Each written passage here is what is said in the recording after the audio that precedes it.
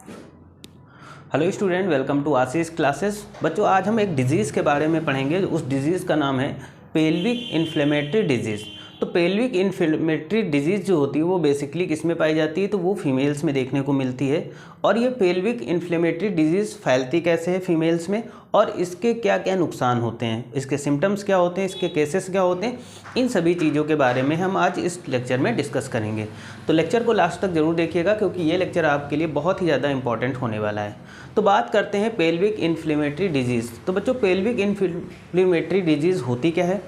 तो बच्चों, इसमें क्या होता है कि जब मेल और फीमेल, है ना, यानी ये देखो, जब मेल और फीमेल के बीच में सेक्सुअल रिलेशन होता है उस टाइम पे क्या होता है कि फीमेल के अंदर कई सारे बैक्टीरिया उसके वजाइनल के थ्रू अंदर इंटर कर जाते हैं, और इंटर करने के बाद में ये जितना भी जो भी फीमेल के रिप्रोडक्टिव ऑर्गन्स होते हैं, रिप्रोडक्टिव ऑर्गन्स में जा कर के वहाँ इन्फेक्शन करते हैं, और इन्फेक्शन करने के बाद में वहाँ पर फोड़े टाइप के बन जाते हैं। फोड़े का मतलब एक फोड़ा बन जाएगा, है ना, या फिर टिश्यू लाइनिंग पड़ जाएंगी, डिफरेंट जितने भी रिप्रोडक्टिव ऑर्गन्स हैं, ठीक है।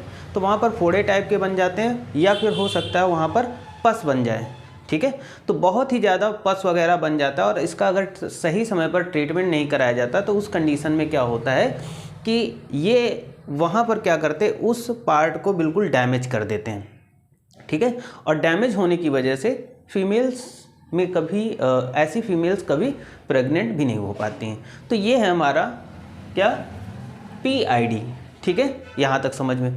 इसमें देखो, जो बैक्टीरिया होते हैं वो बेसिकली बैक्टीरिया तो बहुत सारे जाते हैं, लेकिन इसमें जो सबसे ज़्यादा हार्मफुल बैक्टीरिया होता है तो वो गोनोरिया होता है ना। गोनोरिया हो गया, और कौन सा दिया गया है, क्लेमाइडिया हो गया। तो ये बैक्टीरिया सबसे ज़्यादा इन्फेक्शन करते हैं फीमेल्स में, और ये भी डिजीज़ आजकल फीमेल्स में बहुत ही ज़्यादा देखने को मिल रही। इसकी वजह से फीमेल्स में बहुत सारी प्रॉब्लम्स होती हैं, ठीक है। इसका अभी तक इलाज प्रॉपर में अगर इसका इलाज कराया जाए तो अभी इसका इलाज हो सकता है, ठीक है। तो आइए हम लेक्चर को स्टार्ट करते हैं, देखते हैं। सबसे पहले बात करते हैं, pelvic inflammatory disease is an infection of one or more of upper reproductive organs. तो वही चीज़ बच्चों यहाँ पर निकल के आई कि जो ये PID होता है, PID होता क्या है कि फीमेल्स के जितने भी अपर रिप्रोडक्टिव पार्ट होते हैं उनमें इन्फेक्शन होना, है ना। ऑर्गन्स इंक्लूडिंग हो सकता है जैसे यूट्रस। अब हो सकता हो कि ये बैक्टीरिया यूट्रस में जा करके वहाँ पर इन्फेक्शन करे, और इन्फेक्शन करने के बाद में क्या होता है, फोड़ा बना ले वहाँ पर, और उस कंडीशन में वहाँ से पस निकले। तो यहाँ से क्या हो सकता है, यूट्रस भी इन्फेक्टेड हो सकता है, फैलोपियन ट्यूब भी इन्फेक्टेड हो सकती है, ओवरीज इन्फेक्टेड हो सकती हैं, untreated can case square tissue and pockets of infected fluid is developed in the reproductive tract which can causes permanent damage, ठीक है।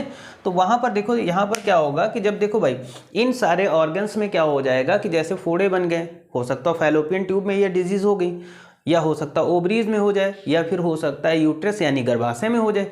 तो वहाँ पर क्या होगा, ये जैसे ही ये बैक्टीरिया जाते हैं, ये वहाँ पर क्या करते हैं, उस एरिया को डैमेज करना स्टार्ट करते हैं। मतलब फोड़ा टाइप का बनेगा, फिर वहाँ से उस फोड़े से एक फ्लूइड टाइप का निकलेगा जिसे हम लोग पस बोल सकते हैं, ठीक है। वो फ्लूइड क्या करता है, जिस ऑर्गन में ये डिजीज़ होती है उस ऑर्गन को पूरी तरीके से डैमेज कर देता है, ठीक है। अब फीमेल में अगर कोई भी रिप्रोडक्टिव ऑर्गन्स अगर डैमेज होता है तो क्या प्रेग्नेंट हो, उसमें प्रेगनेंसी हो सकती है? तो बिल्कुल नहीं हो सकती। क्यों? क्योंकि सारे ऑर्गन्स इंपॉर्टेंट हैं। अगर फैलोपियन ट्यूब डैमेज होगी तब भी प्रेगनेंसी नहीं होगी, ओवरीज हो, यूट्रस हो, तो सब में कहीं ना कहीं सबका अपना अपना रोल होता है, और ये जो डिजीज़ होती है ये रिप्रोडक्टिव पार्ट को ही डैमेज करता है। अब देखो बच्चों, क्या होता है, केसेस कौन कौन से होते हैं, मैनी टाइप्स ऑफ बैक्टीरिया, बहुत सारे टाइप के बैक्टीरिया हो सकते हैं जो जा करके ये डिजीज़ फैलाते हैं फीमेल्स में, ठीक है।